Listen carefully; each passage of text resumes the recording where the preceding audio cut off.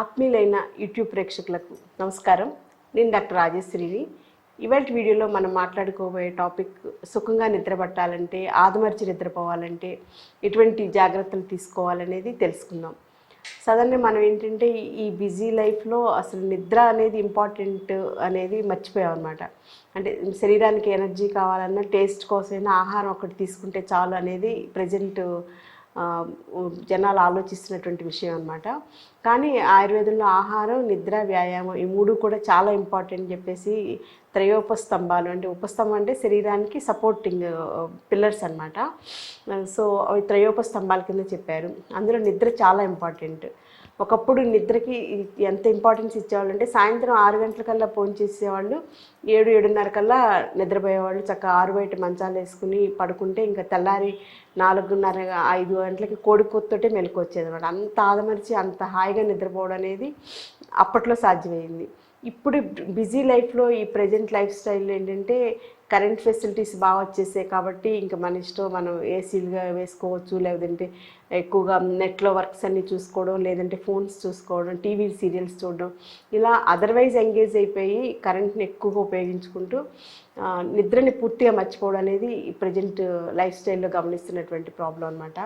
కానీ మీకే తెలుస్తుంది, నిద్ర చక్కగా సుఖనిద్రపోయిన వాళ్ళు చాలా ఆరోగ్యంగా ఉంటారు, ఎటువంటి అనారోగ్య సమస్యలు ఉండవు. ఆ తర్వాత ఏంటంటే వాళ్ళ లైఫ్ స్టైల్ కూడా చాలా పర్ఫెక్ట్గా, డే అంతా కూడా చాలా డిసిప్లిన్డ్గా, అంత టైం ప్రకారంగా వాళ్ళ శరీరానికి కావాల్సిన ఎనర్జీ లెవెల్స్ అన్నీ కూడా సరిపడా ఉంటాయి. ఎప్పుడైతే నైట్ నిద్ర సరిపడా ఉండదో వాళ్ళకి డే టైం యాక్టివిటీస్ అన్నీ కూడా డల్ అయిపోతాయి. విసుగ్గా, చికాగ్గా, ఆందోళనగా, ఒక రకమైనటువంటి డిప్రెసివ్గా కూడా అనిపిస్తూ ఉంటుంది అనమాట. తర్వాత ఈ నిద్ర సరిలేని వాళ్ళకి ఇంకొక ప్రాబ్లం ఏంటంటే థైరాయిడ్ ప్రాబ్లం రావడానికి కూడా అవకాశం ఉంది. అలాగే ప్యాంక్రియాస్ సరిగ్గా పనిచేయకపోవడం వలన డయాబెటీస్ ప్రాబ్లమ్స్ కూడా రావడానికి అవకాశం ఉంది. సో నిద్ర లేని వాళ్ళకి, సుఖనిద్ర లేని వాళ్ళకి డయాబెటీస్ రావడానికి కూడా అవకాశం ఉంది. ఇంకొక ఏంటంటే మనం గమనించినటువంటి విషయం, సుఖంగా నిద్రలేని వాళ్ళకి, సుఖనిద్ర లేని వాళ్ళకి ఒబెసిటీ ప్రాబ్లం కూడా ఎక్కువగా చూస్తున్నాం. ఎందుకంటే శరీరంలో సరైనటువంటి నిద్ర లేకపోవడం వలన ఆ టైంలో బయటికి వెళ్ళిపోవాల్సినటువంటి టాక్సిన్స్ కానీ, ఫ్లూయిడ్ రెసిడ్యువల్స్ కానీ లోపల నుంచి బయటికి వెళ్ళిపోక శరీరంలోనే మళ్ళీ రీసైకిల్ అయిపోవడం వలన వాళ్ళలో ఆటోమేటిక్గా తెల్లారేసరికల్లా 1 కేజీ 2 కేజీలు వెయిట్ పెరిగిపోతారనమాట. అది నిన్న చూస్తే 79 ఉన్నవాళ్ళు తెల్లారేసరికి 82 కేజీస్ ఎలా అయ్యాం అనేది అర్థం కాని ప్రశ్న. కానీ కేవలం మనకి నిద్ర లేకపోవడం అనేది మెయిన్గా అక్కడ చాలా యాక్టివ్ రోల్ ప్లే చేస్తుంది అనమాట. సో దాంతోపాటుగా లేడీస్కి అయితే గైనిక్ ప్రాబ్లమ్స్ రావడానికి, పీసీఓడి ప్రాబ్లమ్స్ రావడానికి కూడా సుఖమైనటువంటి నిద్ర లేకపోవడం అనేది మెయిన్గా ఇది. ఇంకోటి ఏంటంటే మతిమరుపు ఎక్కువగా పెరగడం, తర్వాత మెమరీ తగ్గిపోవడం, అంటే జ్ఞాపశక్తి తగ్గిపోవడం కూడా సుఖమైనటువంటి నిద్ర లేని వాళ్ళలో ఎక్కువగా చూస్తూ ఉంటాం. వీటన్నిటితో పాటుగా మెయిన్గా వర్కింగ్ పర్సన్స్కి అయితే కనుక వాళ్ళకి వర్కింగ్ క్యాలిబర్ అంటాం కదా, అది కూడా తగ్గిపోతుంది అనమాట. వాళ్ళు ఆఫీస్లో వర్క్ చేసేటువంటి క్యాలిబర్, తర్వాత మైండ్ పూర్తిగా 100% పొటెన్షియల్ పవర్ తోటి ఉపయోగించుకోవాల్సినటువంటి బ్రెయిన్ యాక్టివిటీస్ అన్నీ కూడా సుఖనిద్ర లేని వాళ్ళకి తగ్గిపోవడం అనేది గమనిస్తున్నాం. సో ఏ రకంగా చూసినా సరే మీకు సుఖనిద్ర ఉండడం వల్ల చాలా మంచి ఉపయోగాలు ఉన్నాయి. ఇంకొక సత్యం ఏంటంటే ఈ సుఖనిద్ర లేని వాళ్ళకి తొందరగా ఏజింగ్ ప్రాసెస్ స్పీడ్ అవుతుంది. అంటే మీరు 40 ఏళ్ళ వాళ్ళైనా 50-60 ఏళ్ళ వాళ్ళలాగా కనిపిస్తారనమాట.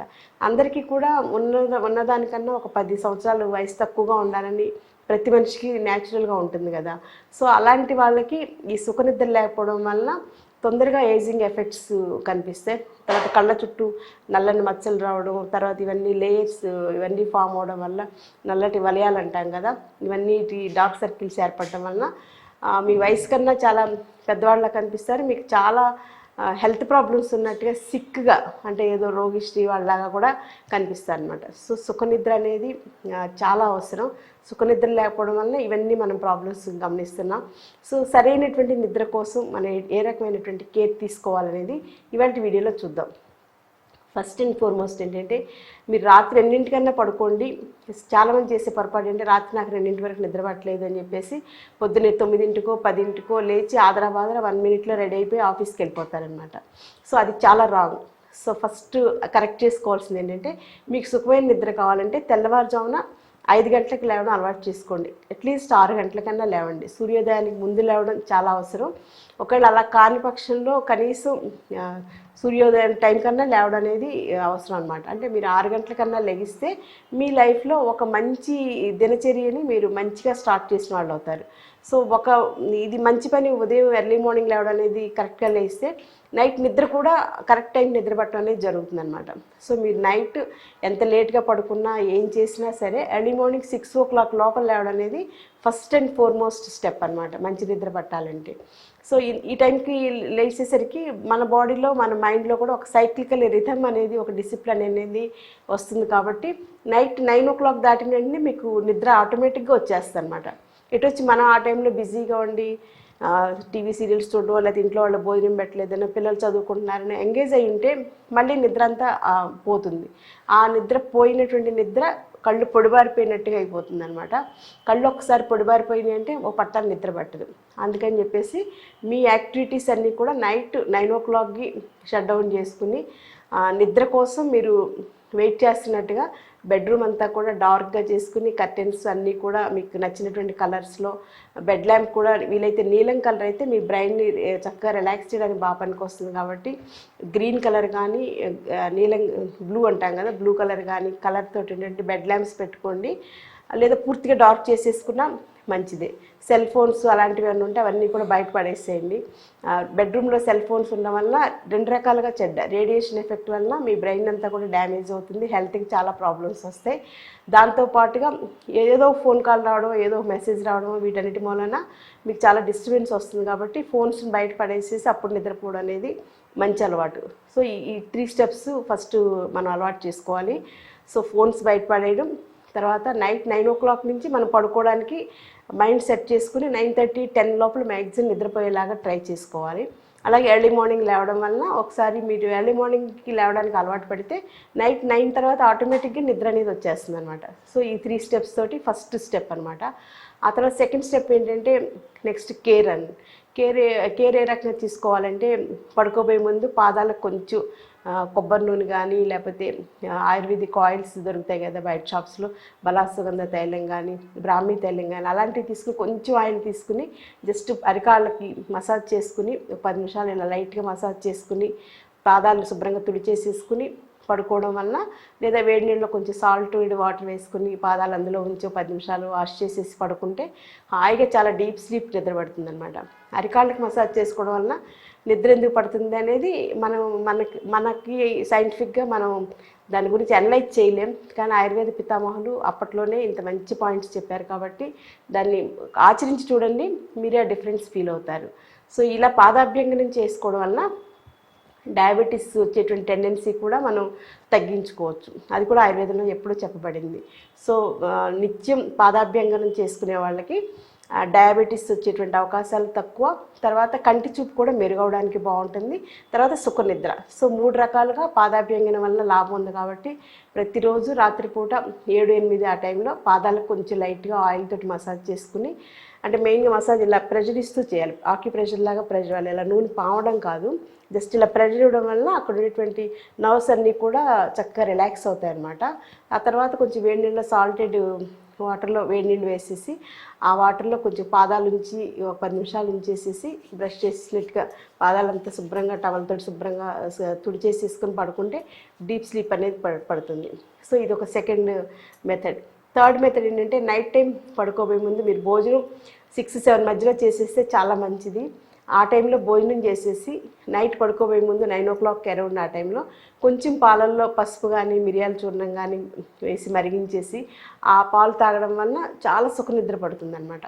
అదొకటి.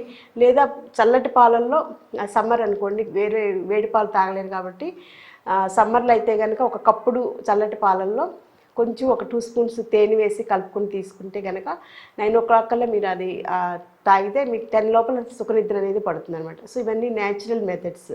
ఆ తర్వాత ఇంకా మిగిలినటువంటివి ఏంటంటే ఇంకా నిద్ర డీప్గా పట్టడానికి ఎక్సర్సైజ్ అనేది చాలా ఇంపార్టెంట్.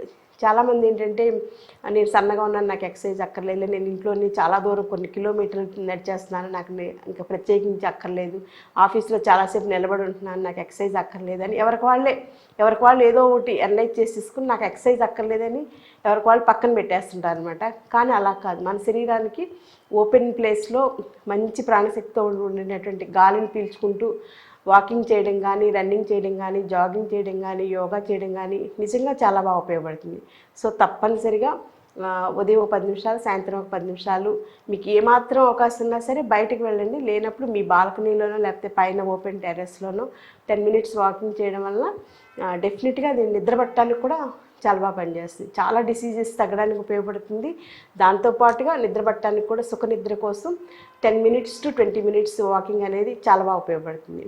ఇంకా ఏంటంటే యోగాలో మంచి కొన్ని ఆసనాలు ఉంటాయి సుఖనిద్ర కోసం. వాటిని ప్రాక్టీస్ చేసుకుంటూ ప్రాణాయామం కూడా చాలా బాగా పనిచేస్తుంది. సో ప్రాణాయామం, మెడిటేషన్ కూడా రెగ్యులర్ ప్రాక్టీస్ చేసే వాళ్ళకి సుఖనిద్ర ఆటోమేటిక్గా ఉంటుంది.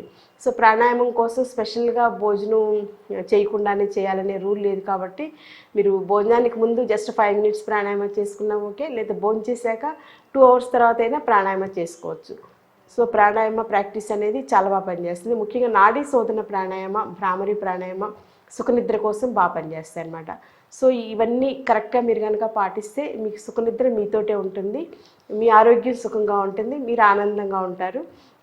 దాంతోపాటుగా మీరు ఎన్నో సాధిద్దాం అనుకున్నవి కూడా చేయడానికి మీకు డే అంతా కూడా మంచి ఎనర్జీ అనేది ఆటోమేటిక్గా మీరు ఫుల్ఫిల్గా ఫీల్ అవుతారు. కాబట్టి మీ జీవితం చాలా ఆనందమయంగా ఉంటుంది. మరో మంచి వీడియోలో మళ్ళీ కలుసుకుందాం. Until then take care. Thank you.